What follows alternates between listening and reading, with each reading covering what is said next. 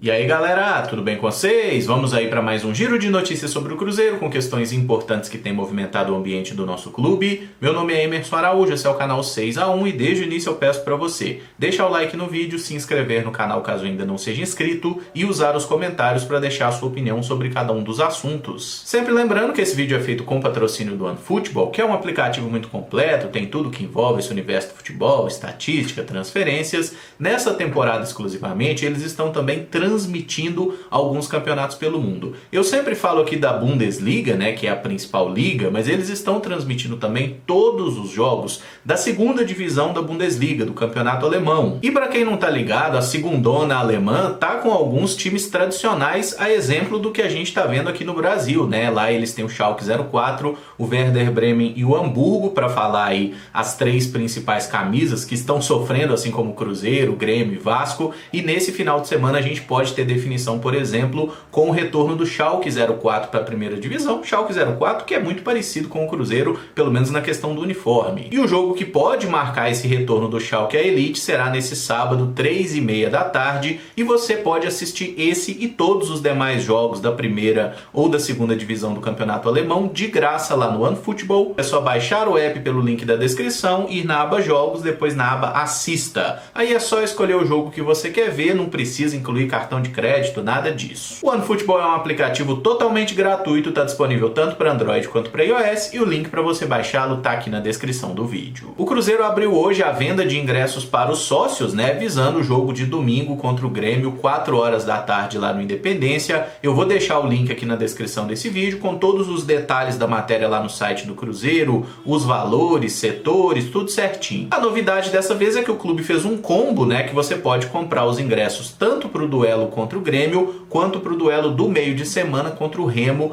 partida decisiva também pela Copa do Brasil, que a gente precisa ganhar por 2 gols de diferença para seguir adiante. Então confere aí na matéria do site do Cruzeiro, e se você tá pensando em ir nesse jogo contra o Grêmio, já dá seus pulos aí, porque a procura tá muito boa e é possível que os ingressos acabem hoje, no mais tardar amanhã. Não deixa para a última hora não, porque o caixote é pequeno, né? São um pouco mais de 20 mil ingressos à disposição, então fique esperto aí se você não quiser perder o jogo. Sobre o time em si, segue a preparação lá na Toca da Raposa, mas a gente não teve aí nenhuma grande novidade. E quando a gente tem semana cheia assim só para treinamentos, é melhor não ter novidade, né? Porque a única novidade que pode aparecer ou é jogador saindo, ou gente machucando, até o momento nenhum problema desse tipo. Então o que a gente pode chamar de novidade é o Rafa Silva, o atacante, que provavelmente será relacionado e pode fazer a sua estreia contra o Grêmio.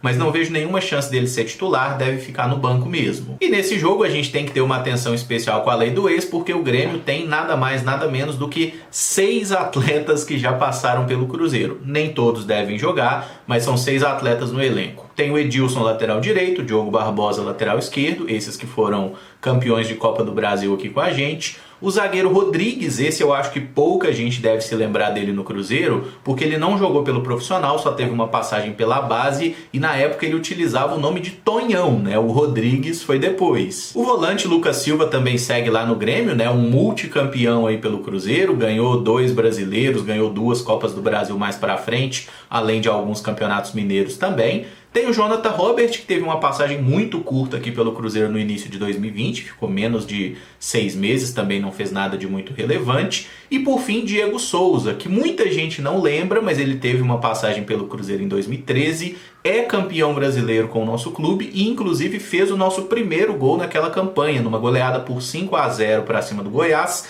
lá no Independência. Ele jogou apenas 6 partidas pelo Cruzeiro naquele campeonato brasileiro, somando o total ali foram 22 jogos e 7 gols pelo Cruzeiro no primeiro semestre de 2013. Aí ele foi negociado com o Metalist da Ucrânia, né? E no contrapeso da negociação houve o empréstimo do William Bigode para o Cruzeiro, o William que nos ajudou bem mais na campanha do Brasileiro. Mas o Diego Souza também teve uma passagem pelo Cruzeiro, é campeão nacional pelo nosso clube e tecnicamente é um jogador que me causa certo temor para essa partida, tá? Não apenas pelo Diego ter uma certa fama de carrasco do Cruzeiro, porque já fez muitos gols na gente, Tem um duelo especificamente dele com a camisa do Vasco lá na Arena do Jacaré que eu nem gosto de lembrar, mas porque ainda que já seja um veterano, que pareça estar fora de forma aí fisicamente, o Diego é talvez o melhor jogador dessa Série B no ponto de vista técnico. Ele é um cara que faz diferença pro Grêmio hoje, como fazia diferença na temporada passada, né? Ele meteu muito gol nesses últimos anos aí, foi adaptado para uma função de centroavante com o correr da carreira, né? Mas é um cara muito perigoso, a gente tem que ficar muito esperto.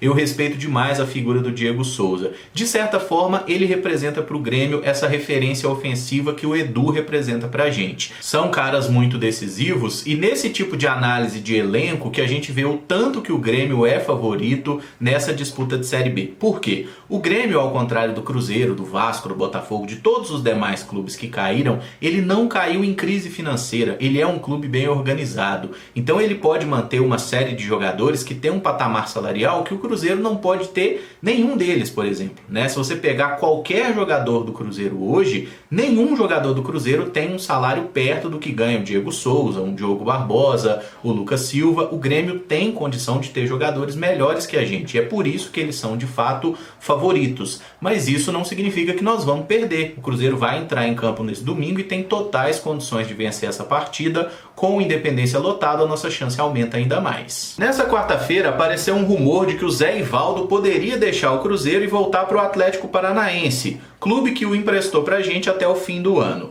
Isso depois do jogador ter tuitado algo que dava a entender que ele ia viajar e pelo fato do Furacão ter demitido Fábio Carille e contratado Filipão. Mas ontem mesmo essa situação acabou sendo esclarecida, né? O Samuel Venâncio falou no seu canal que conversou com o Alexandre Matos, que é diretor de futebol lá do Furacão, e não tem nada disso. O Atlético Paranaense não tá pensando em pedir de volta nem o Zé Ivaldo e nem o Jajá. E como o próprio Samuel mostrou depois, né, se você consultar lá o regulamento de competições da CBF, mesmo que exista uma cláusula que você possa pedir um jogador de volta para o empréstimo, isso só pode ser feito durante o período da janela de transferências, que não está aberta nesse momento. Então, de todo modo, até o meio da Série B, até julho, os jogadores estão garantidos porque o Atlético Paranaense não pode solicitar o retorno dos jogadores. Aí o Pedro Martins, que é diretor de futebol do Cruzeiro, conversou com o pessoal lá da Rádio Itatiaia, com o Guilherme Pio, e falou o seguinte, que não existe a cláusula de retorno antecipado e também não existe a cláusula de valor fixado para compra por parte do Cruzeiro. Ou seja, Zé Ivaldo e Jajá vão ficar no clube até o final do ano, não tem opção do Cruzeiro em comprar o passe deles, mas o Furacão também não pode pedir os caras antes do prazo. E aí a gente tem uma divergência na apuração, porque o Samuel Venâncio tinha informado que os dois jogadores foram emprestados ao Cruzeiro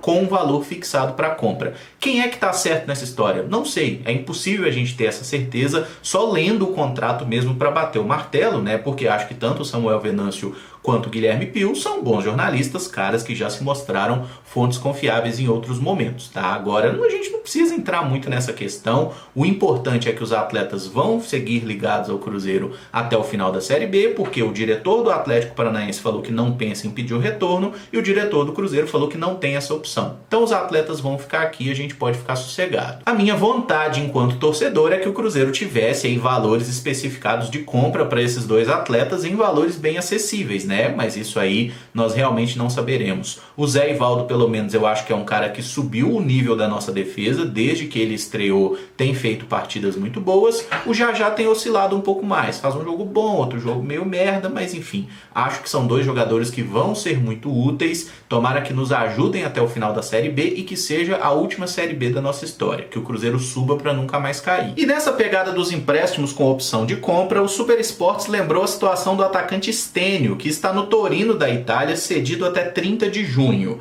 Segundo o empresário do jogador, ainda não está definido se os italianos vão exercer o direito de compra, definido em 2 milhões de euros. Somando esse período do Stênio lá no futebol italiano, em que ele tem jogado pelo time Primavera do Torino, né, que é uma equipe sub-23, ele não jogou pelo time principal, mas ele soma até agora 29 partidas, 6 gols e 4 assistências. Não é um desempenho espetacular, né, mas 29 jogos e 10 participações em gol não dá para descartar também. Eu acho que é um desempenho razoável para um atacante de lado. Se a gente pegar os nossos pontas nessa temporada, nenhum tem números nesse nível, né? Se a gente for tirar aí a média, mas deve considerar também que o Stênio não está enfrentando o nível profissional, ele está jogando um campeonato sub-23. Enfim, não dá pra gente saber nesse momento se o Stênio volta pro Cruzeiro ou se vai ser comprado. A minha torcida é para que ele volte, porque acho que é um jogador que tem muito potencial e poderia nos ajudar, especialmente sendo trabalhado por uma comissão técnica mais competente, né? Eu acho que o Pessolano poderia extrair bastante aí do menino Stênio. Mas se porventura o Torino exercer o direito de compra também, 2 milhões de euros hoje dá mais de 10 milhões de reais. Convenhamos que não é um dinheiro para se jogar fora, né? Então vamos aguardar o que o tempo dirá. Eu preferia que o Stênio voltasse e fosse aproveitado aqui, mas ele ainda é muito novo, né? Ele pode jogar pelo sub-20 do Cruzeiro esse ano e mais o ano que vem ainda. Pra vocês terem uma ideia de como foi precoce aquela subida dele, num desespero ali de tentar achar alguma solução para o ataque, né? Na época foi até com o Anderson Moreira, mas o talento o Stênio tem. Só que queimaram algumas etapas com ele e por isso mesmo alguns torcedores acabaram queimando o jogador também. E eu vou encerrar esse vídeo por aqui. Se você gostou, eu peço que deixe o like, se inscreva no canal caso ainda não seja inscrito e use os comentários para deixar a sua opinião sobre cada um dos assuntos aqui abordados. Só afirmando para vocês, amanhã especificamente não vai ter vídeo de notícia, vai entrar no ar aí o vídeo de Futebol Manager. Por quê? Porque esses vídeos que normalmente vão pro ar no domingo a gente tem jogo. Então vai ter aquele rito tradicional de pré-jogo e depois a live após a partida. Então o vídeo que seria no domingo foi antecipado para sexta-feira e no sábado a gente volta com os vídeos de notícia. Beleza? Então é isso, gente. Muito obrigado por acompanhar, um abraço e até o próximo vídeo. Valeu!